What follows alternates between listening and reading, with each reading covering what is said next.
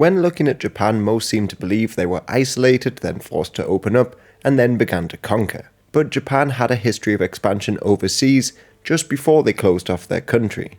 When Toyotomi Hideyoshi unified the country, he tried to invade Korea and then China. In fact, when he started the Imjin War in 1592, he wrote to the Koreans saying, "My object is to enter China, to spread the customs of our country to the 100 provinces of that nation, and establish there the government of our imperial city, even unto all ages. My wish is nothing other than my name be known throughout the 3 countries." The 3 countries that he refers to are Japan, China, and India. Meanwhile, the Woku pirates terrorized the seas, and Japanese emigrants and samurai mercenaries were setting up communities across the continent. These communities spread thanks to the Red Seal ships, which was somewhat similar to the Spanish Manila galleons or the Portuguese armadas. Licenses were handed out to people who could then sail across Asia in search of trade, following the same trade routes, and establishing quarters. Many went to the Philippines, Taiwan, Borneo, Vietnam, and the likes. In Thailand, for instance, hundreds of Japanese served in their army as mercenaries. They even began to challenge the European monopoly over trade, worrying the Dutch in particular. Yamada Nagamasa in fact rose up to the rank of nobility within Thailand and led his samurai into battle. Elsewhere, Arima Harunobo landed in Taiwan, but his forces were driven back by the native Austronesians. As for the Spice Islands, they were employed once again as mercenaries, but here by the Europeans, fighting alongside the Dutch and the English, like during the Amboyna massacre in 1623. Otherwise, in Vietnam, if you travel to Hoi An, you can still visit the Japanese Bridge, which was built to connect their quarter to the rest of the town. And finally, in Cambodia, they once again had their own villages, some were employed as guards, and others served in their court. Many of these emigrants were Christian, who either converted abroad or fled persecution in their home country. So you could draw some comparisons here to the Pilgrims of North America. Other Japanese sailors like Tenjiku Tokubei travelled even further and arrived in India in the 1620s, and he gained some fame on his return.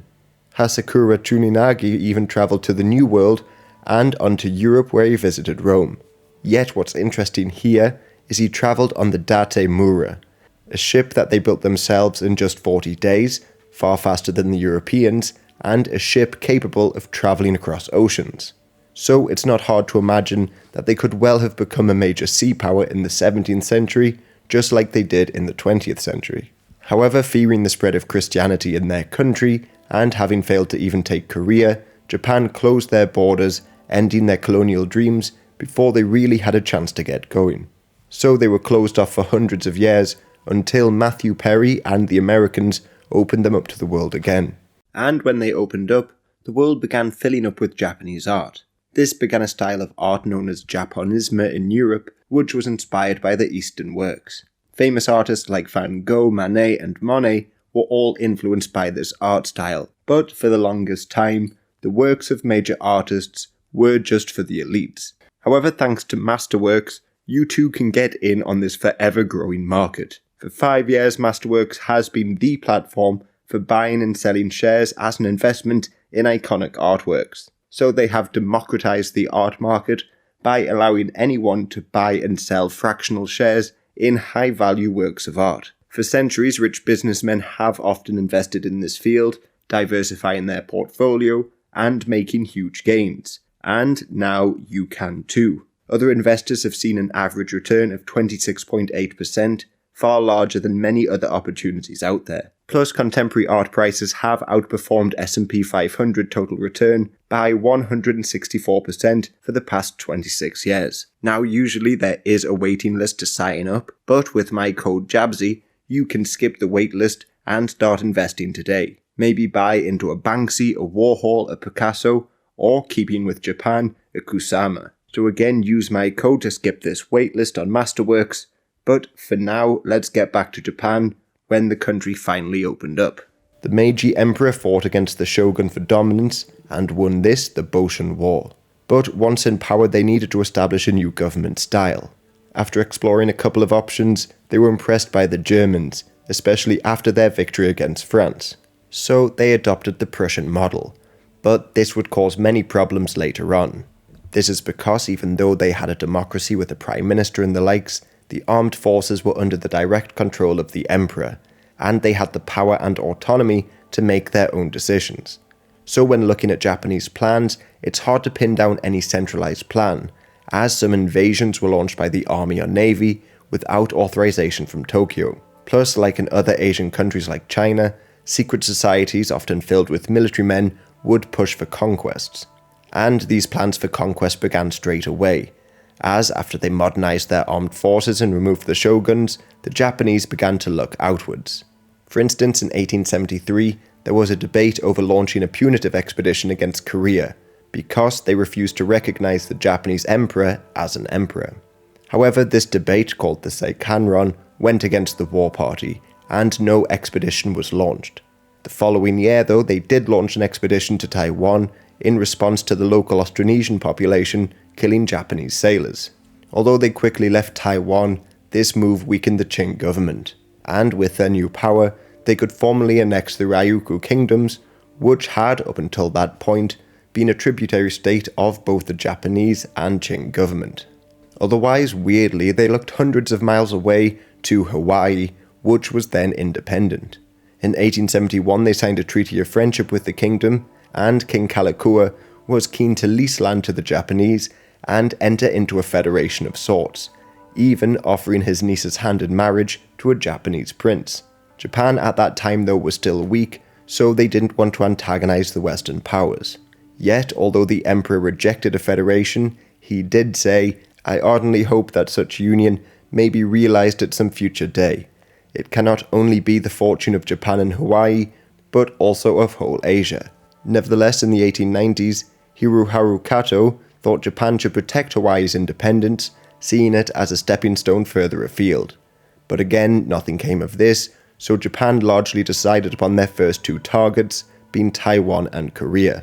Korea in particular became a focus of expansion, as even their German advisor Jacob Meckel described it as a dagger pointed at the heart of Japan. Fortunately for the Japanese, Chinese power was on the decline, and Korea had lost their main protector. Plus, the Westerners had failed to open up Korea, but then the Japanese sent a ship into their waters, and this resulted in the Gangwa Island incident of 1875. Finally, Korea was opened up, but inside Korea, there were disputes over whether or not to modernize like Japan or keep to their old ways.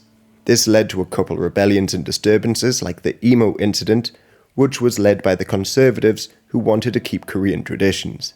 They chased the Japanese out in the 1880s, and the Japanese-aided coup, the Gapsun coup, failed shortly afterwards.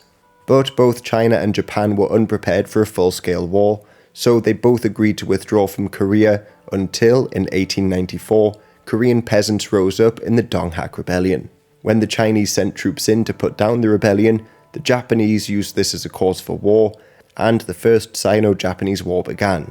Quickly, the Japanese crushed the Chinese fleet, and their troops landed in Manchuria, Weihaiwei, and Taiwan. In the resulting peace treaty, Japan gained full control over Dalian and Taiwan, and Korea was now firmly under their influence. But the Russians, who also wanted Dalian for themselves, joined forces with Germany and France to force Japan to pull out of the colony.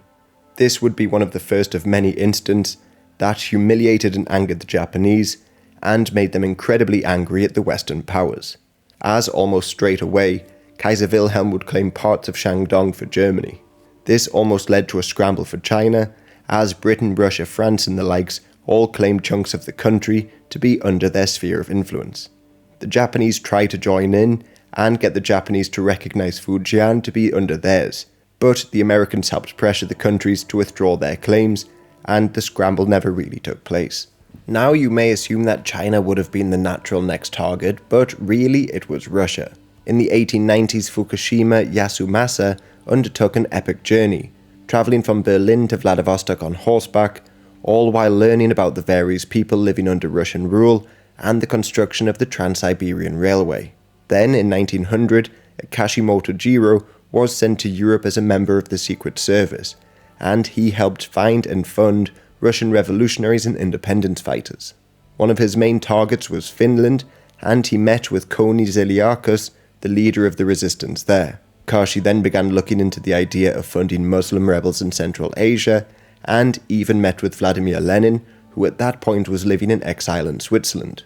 Otherwise, there were groups like the Black Dragon Society, an ultranationalist group whose sole goal initially was to expand beyond the Amur River. They carried out their own spying missions, again without any legitimate support from the government, and most of their early missions were conducted against the Russians. But weirdly, central to their missions were the Karayuki-san, a group of prostitutes. They usually came from impoverished villages in Kyushu and were sent to Singapore, the Dutch East Indies, Australia, and importantly, Eastern Russia. They would then meet Western officials and military men, like in the Philippines, where they set up just outside of American military bases. For their efforts, they were called Roshin Gun, or female warriors, by the Black Dragon Society, who essentially saw them as the advance guard of Japanese expansion, paving the way for merchants, other settlers, and eventually Japanese occupation. The newspaper, the Nanyo Nichi Nichi, said, "In industry we had nothing to boast about overseas. As for merchants, they lacked courage. It was due to the lead of the adventurous women of Kyushu, who sold their pleasure west and east, that Japanese trade expanded." And it's believed that they may have stole documents from Russia in the lead up to their war. But this idea of encouraging Japanese emigration to a country prior to an invasion would continue for decades. Anyway, Japanese hatred over Russia goes back to the issue over Dalian. Then, during the Boxer Rebellion, thousands of Russians arrived in Manchuria and oversaw the construction of railway lines, thus bringing Russian influence into the region. This also meant Japan would never be able to claim the resources of Manchuria, and the Russians refused to recognize Japanese control over Korea. So the Japanese formed an alliance with the British, and in 1904, they went to war with Russia. Against all odds, they began to win the war, and one man in particular paid close attention to this. Joseph Pilsudski of Poland, who wanted to break free from Russian rule, came up with the Prometheus plan. He believed that the Russian Empire was merely a collection of conquered people, and it could easily be broken up. So he tried to form an alliance with the Japanese. But he wasn't the only person watching this war closely. People around the world watched on as an Eastern power defeated a European. Many even in the Ottoman Empire celebrated their victory. For instance, Halidi Edip, a famous novelist, called her son Togo after the Japanese admiral. Then nationalists from India, the Philippines, Indonesia and beyond all saw Japan as a potential liberator, and this mindset would be crucial later on. Yet the war was over too quickly as the Americans brokered a peace deal. The Japanese were able to secure Dalian and South Sakhalin, but many felt this did not go far enough. So the Hibiya riots broke out, and generally, nationalism began to grow. Japanese nationalism, by the way, was often linked with their Shinto beliefs, and state Shintoism developed. In fact, as soon as the emperor seized power, he began to dismantle many Buddhist temples and ban temples from worshipping both Buddhism and Shintoism, as they had done for hundreds of years. Shintoism also teaches that the gods first created Japan, and the ruling Yamato dynasty was almost descended from gods. This sort of belief is echoed in the Imperial rescript for seamen and soldiers. There, Japan was referred to as a sacred nation protected by the gods. But it wasn't just the Shinto believers who developed these sort of ideas. For instance, a Buddhist helped develop Haku Ichiu, which, to grossly oversimplify, was the idea that Japan had a divine right to conquer the 8 corners of the world. Then Yasutani Roshi, a famous Zen Buddhist, said, "Exorcising evil spirits from the world and leading to the realization of eternal peace and happiness for all humanity. I believe this is truly the critically important mission to be accomplished by our great Japanese empire." So really, we could mark down some of their ambitions as total world conquest. So many rightfully suspected that Japan would continue to expand, and the Dutch were some of the most fearful. Papers across Europe and even the Al-Liwa newspaper in Cairo speculated that this signaled the end of Dutch rule in Indonesia. In fact, in the Islamic world, from Indonesia to Egypt, there were rumours that Japan was prepared to accept the Islamic faith. As for Indonesia, the Svabisha Merka wrote, "Asia for the Asians," which is already resounding more openly from Tokyo into the world, would pose a threat to the world order. Then Kuiper, the Prime Minister of the Dutch East Indies, feared a combined Japanese-Chinese invasion, and many locals in Indonesia celebrated Japan's victory over Russia. Even the Dutch consul to India worried that Japan was the first successful champion of the Asiatic race to have arisen since the Tatar invasion of Russia. And their fears weren't completely unfounded, as there was already a network of spies there, and in 1918 it was revealed that the Russian Tsar was willing to support Japan taking over Borneo, Celebes and Java in return for a more active participation in World War I. But going back to some more immediate plans, there seems to be some movement across the Pacific in Latin America. It's sometimes hard to grasp which American reports are true or just hysteria, but the reports of Japanese spies in Mexico did scare the Americans enough to debate forging an alliance with Germany. Hermann Speck von Sternberg met with Teddy Roosevelt and reported that the president said, "If Japan invades America with powerful forces, our army will suffer a crushing blow. Japan's army will be annihilated if she is left in America, and America will take her revenge." Then in 1907, American war games envisioned a Japanese invasion of Hawaii, and during these games, they believed that many Japanese immigrants would support the invaders, so this sort of set the stage for internment in World War II. As for the mainland, they theorized that Japan would use Mexico as a base for such an invasion, as the country was already in the midst of a civil war, and possibly open to an alliance with Japan. But the Japanese had actually had their eyes on Mexico for a while, and there was an attempt to make a Japanese colony in Chiapas. This came towards the end of the 19th century, when Foreign Minister Takayaki created a migration company to encourage Japanese migration across the Pacific. The Mexicans, then under Diaz, welcomed the Japanese colonists, believing they would help industrialize the region somewhat and create coffee plantations. Takayaki had actually fought against the emperor during the Boshin War and has been called the last samurai, and he seems to have got the idea to settle in Mexico from Jules Brunet, the Frenchman who fought with the samurai. However, the settlers faced diseases and poor harvests, so the colony failed. Well, around 1911 to 1913, all sorts of reports began to emerge of the Japanese in Mexico. Some were obviously planted by German agents, who weirdly hoped to start a war between Japan and America. Some were planted by private citizens, and some were just published by journalists. For instance, reports on Japanese spies in Guantanamo Bay were proven to be false. Others, like the headline in the Cleveland Leader, 60,000 Japanese in Mexico, why are they there and what did they do besides fish, was clearly an attempt to drum up anti-Japanese sentiment. But it seems that the Japanese were trying to woo the Mexicans somewhat, and there are reports of the Mexicans toasting Japanese admirals and all that sort of stuff. So maybe a potential alliance with Mexico was possible, but really Germans and Americans were both busy working in the region as well, so how likely this is debatable. Then, as mentioned, Hawaii was already a target, and the Japanese had spies in the Philippines for years, meaning there were calls for a war with the United States. But the whole Pacific region changed dramatically with the construction of the Panama Canal. This changed shipping lanes, and the canal allowed the Americans to reinforce their Pacific fleet at a moment's notice. So again, there were reports of spies in and around the canal, and again, it's hard to see which of these reports are to be believed. But yellow peril, or the fear of a growing Asian power, led the Americans to restricting Japanese migration. This, though, led to the Japanese to look elsewhere, and they created communities across Latin America. Like the parents of the future Peruvian president Fujimori, migrated there in 1934. Thousands emigrated to Brazil, and fewer to Chile and Argentina, but really they didn't have a great influence there, as compared to Hawaii, for instance. Japan, though, was still mainly focused on Asia. In 1910, they formally annexed Korea, and then in 1911, the Qing dynasty was toppled and warlords divided up China. This presented Japan with some new opportunities, but First World War I broke out, and Japan joined the Allies' side to claim some German colonies like Qingdao and Shandong. But there was also the Mariana, Caroline, and Marshall Islands, which would be essential for control over the Pacific.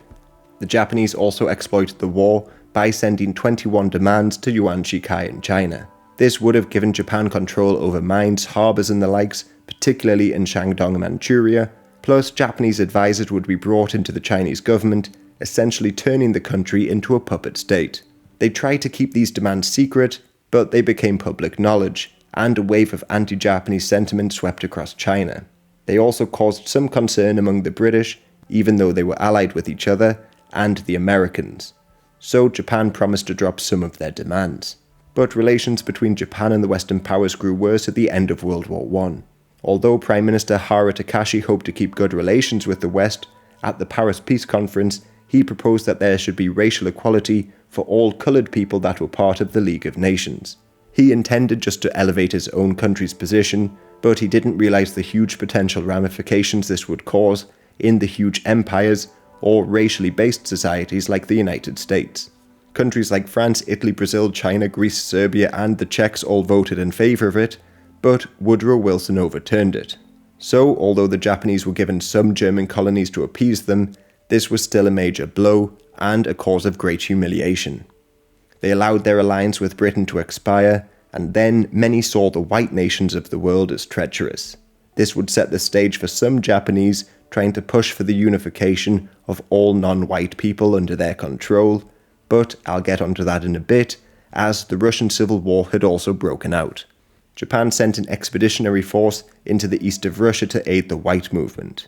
Initially though, the government rejected plans to participate in military action, but the army just went ahead and planned on securing the resource-rich region. Thousands of Japanese landed in Vladivostok, and then continued to advance far further than most anticipated, reaching Lake Baikal and beyond. They even seized North Sakhalin, but by 1922, the white movement had all but been crushed, and the Japanese agreed to withdraw. There were some successes though, as the Black Dragon Society did support Baron von Ungern Sternberg in taking power in Mongolia. He was a white Russian who had dreams of creating a Mongolian empire, and could well have been a Japanese ally. However, the society, and Japan in general, had a history of supporting competing forces. Like in China, they supported Sun Yat-sen in rebelling against the Qing dynasty. Then, after the fall of Yuan Shikai, they supported Duan. Duan, however, would use Japanese loans to invade Mongolia, so Japanese money and their weapons were on both sides of that conflict. So all of their potential allies at this stage lost. The communists took power in Mongolia and in Russia, and then Duan was defeated by other Chinese warlords. So Japan focused on supporting Zhang Zhuolin, the former bandit who ruled over Manchuria. They helped industrialize his region, and eventually Zhang and his Fengtian clique took Beijing in the mid-20s, putting Japan on the verge of placing China under their influence. But he would slowly be defeated by the KMT, and as they made their way onto the Japanese colonies in China, the Japanese had to send in troops to defend them. This could have brought Japan into war against China, but at home, this period has been called Taisho democracy, named after the ruling emperor. Suffrage had been expanded and party politics began to take over the diet. But no prime minister served for very long, as there were 9 of them in the 1920s. Those that were perceived to be weak internationally faced grave consequences, like Haruo Takashi, who was assassinated by a nationalist in 1921. He, after all, despite cracking down on Korean nationalists, began the withdrawal from Russia and signed the Washington naval treaties with the Western powers, agreeing to limit the number of ships built to prevent another naval arms race. Japan also faced a number of problems like the Kanto earthquake of 1923, and eventually the stock market crash crippled the country. This was particularly bad in Japan, as the country had a huge population and no resources. The international market therefore proved unstable, so many pushed for self-sufficiency, and fortunately for them, Asia was filled with resources. 2 options would eventually develop. The army favoured pushing north into Manchuria and then into eastern Russia, while the navy favoured the south, taking over the Pacific Islands and building an empire in Southeast Asia. But again, remember that the armed forces could act independently of the Prime Minister. Meanwhile, after the Wall Street crash, there were actually a couple of failed coup attempts. Like in 1931, the Sakuraki, which was largely made up of officers, failed to take over in 2 coups. The following year, the League of Blood, which was made up of naval officers, successfully killed the Prime Minister. However, even though these coups failed, their ambition to turn Japan into an empire-building nation largely succeeded. Like over in Manchuria, the army assassinated Zhang Zhuolin, believing he was an untrustworthy ally. But his son broke away from Japan entirely and united with Chiang Kai-shek. This would eventually lead to the Mukden incident, and without any authorization from Tokyo, the army invaded Manchuria. Puyi, the former Chinese emperor, was made the puppet ruler of Manchukuo, and Japan had finally taken over the region. This would be the first of many puppet states created in China, which, had Japan actually achieved victory, it would be hard to predict how they would coexist. For instance, after this, the Japanese seized Johol, while in Inner Mongolia, in the Chahar province, princes met together to discuss creating a pan-Mongolian state. They appointed a new leader and began to collaborate with the Japanese, who were already launching attacks into the region. Eventually, a puppet state would be created, which in 1939 was named Mengjiang, and we can assume that they would be granted all of Mongolia. Further afield, they actually had weirder plans for Xinjiang. This province was ruled over by Jin Shu-ren, a Han ruler who repressed the majority Uyghur population. So a rebellion broke out, and this led to the Xinjiang Wars. The Muslim Ma family, warlords from the Gansu province, got involved, while Jin had recruited White Russians. But despite this, he also received support from the Soviet Union, and together they were able to drive the Ma back. In short, it's a very complicated war, but in the midst of these wars, some Uyghurs formed their own state called East Turkestan, and as a Turkic republic, they sought to eventually unite with the Turkic people west of them, especially the Basmachi rebels, who were fighting against the Soviets, and after that, ideally, Azerbaijan, Turkey, and the likes. But Ataturk's new Turkish Republic was unwilling to aid these rebels, so the Japanese got involved. In fact, exiled Ottomans had been arriving in Japan for a while pushing for aid in creating a pan-Turkic state, while some even hoped for a pan-Turanist state. This would have involved all sorts of nationalities, including Turks, Koreans, Manchurians, Hungarians, Japanese, and anyone who fell into this vague cultural and linguistic umbrella of Turan. So Japan's invasion of Manchuria had encouraged these Turkish people, and they created the Idel-Ural Society in Japan to advance the cause further.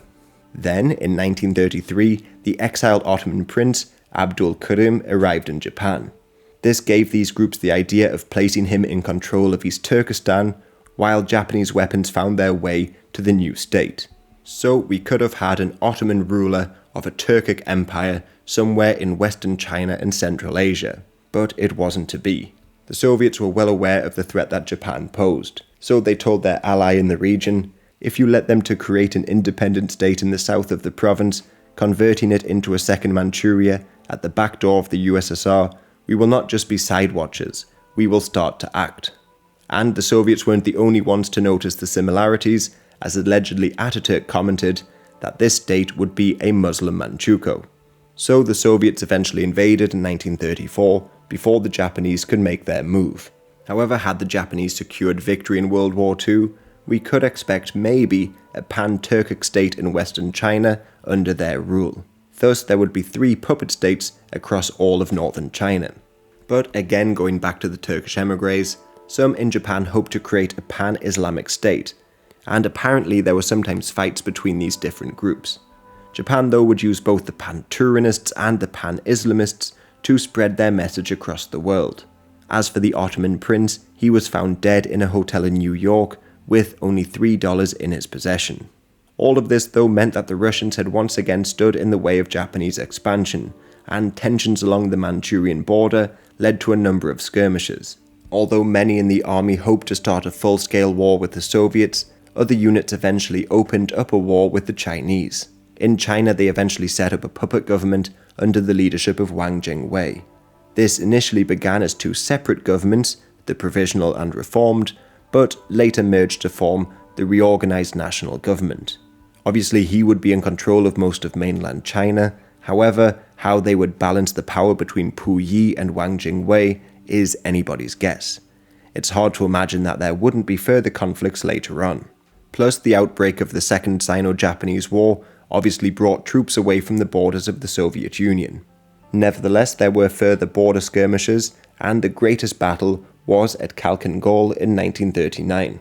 Although a relatively minor skirmish in comparison to other battles of 1939, this greatly changed the attitudes of the Japanese rulers and the Zaibatsu, a group of Japanese businesses that controlled the country's industries.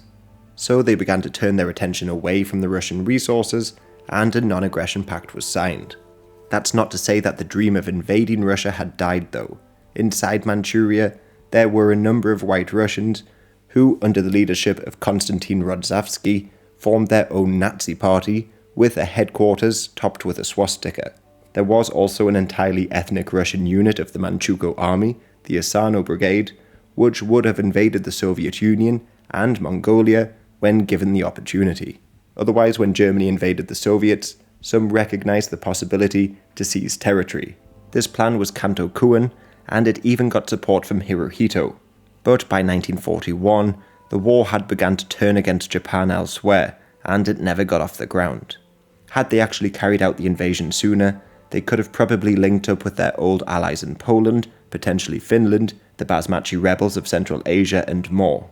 And on Poland, Japan never actually declared war on the country because of their old alliance. So in their dream scenario, they could have carried out the Prometheus plan altogether, but we can only guess as to how the country would be divided. But largely their failures in the north changed Japan's focus south, following the Navy's plans. They quickly took over French Indochina, the Philippines, and the likes, and in all of these, they placed a puppet government in control. King Sihanouk of Cambodia would rule over the Kingdom of Kampuchea, Ba Maw would take over Burma, Jose P. Laurel would take over the Philippines, Bao Dai the Empire of Vietnam, Prince Petsart the Kingdom of Laos, and in India, Subja Chandra Bose was put in control of the tiny Azad Hind. Then, although never invaded, Wan Waitayakon and Rama VIII of Siam joined the Japanese. They joined the Greater Asia Co-Prosperity Sphere, and this could well have got a great deal of support had they been more successful. Like take India for example. People like Nehru would later request a visit to Sume Okawa, a Pan-Asianist who was described as Japan's Goebbels. He was involved in a number of far-right coups and wrote about a clash between civilizations, East and West. But he's probably more famous for going a bit insane and slapping the head of Tojo during the Tokyo War trials. So had Japan pushed further into India, they would have had a great deal of support, and Nehru himself said of Japan's victory way back in 1905, "Japan's victories had stirred up my enthusiasm. Nationalistic ideas filled my head. I mused of Indian freedom and Asiatic freedom from the thraldom of Europe." However, given Japan's attempts to stir up pan-Islamism, whether or not they would partition the subcontinent is up for debate. As for Sri Lanka, there was a raid on the island in 1942, and some people did hope for a Japanese victory there. Like future leader Jayawardena, he met with the Japanese to discuss the possibility of supporting an uprising against British rule. So, although not top of the list, Sri Lanka would probably be made a puppet state had the British Navy been destroyed in the Indian Ocean. So China and the Indian subcontinent would be puppeted. Otherwise, in between China and India lay Bhutan, Tibet, and Nepal. I could find very little to suggest a planned invasion for these mountainous kingdoms, probably because this southern thrust was planned by the Navy. There were some small missions into Tibet, like in 1939, when Jinzo Nomoto travelled to investigate the country, but really nothing came of this. Inside the country, some like Tsiarong Diaza favoured an alliance with Japan, but it seems even the Germans were more keen on finding a foothold there. Towards the end of the war, the Japanese did send Hisao Kimura to Tibet, but he only made it there after the war ended. So we can probably only put Tibet down as an ally of Japan after the war was won, and possibly the same for Bhutan and Nepal. Further afield, like Iran and Afghanistan, well, when they dabbled with aligning with the Axis, they turned to Germany and not Japan, despite all of Japan's pan-Islamist efforts. This makes some sense though, as even Japan didn't really look far beyond India. Their armies were already overstretched, and the Germans were advancing eastwards. So the Axis powers agreed to split their future political spheres along the 70th meridian east longitude, from the Ob River, Afghanistan, and into Pakistan. So maybe India would have been partitioned in the end anyway. But some in Germany argued against the line as it cut through existing borders. So they proposed the line to follow more established boundaries, like the borders of India, up to Tanatuva. They even proposed giving Afghanistan over to Japan in return for the Kuznetsk industrial basin. However, the 70th meridian was what they agreed upon, therefore Japan would have had a free hand over most of East Asia. As for Indonesia, Singapore and Malaysia, they were placed under direct Japanese control, but we could expect some puppet rulers to emerge. like there was talk of putting Ibrahim Johor in control of a united Malay Peninsula, including parts of southern Thailand. Then they had support of Ibrahim Yaqub and his leftist KMM, but I doubt they would have had much place in the government after the war. In Indonesia, the Japanese freed Sukarno from Dutch prisons after he'd been arrested for spreading nationalist sentiment, and the two began to work together. Sukarno helped rally support for the Japanese, and the Japanese were obviously removing the old colonizers from power. So Sukarno said, "Independent Indonesia can only be achieved by Dai Nippon. For the first time in all my life, I saw myself in the mirror of Asia." But this is sort of the extent of Japanese reach southwards. There were some plans to take over Fiji, New Caledonia and the likes, all hoping to cut off the route between the United States and Australia.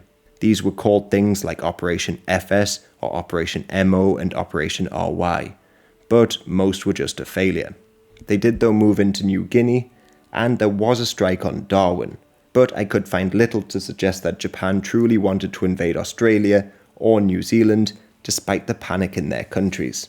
So it seems that they just merely wanted to knock Australia out of the war, but we could expect them to seize the smaller Pacific Islands and even New Guinea had their navy been more successful.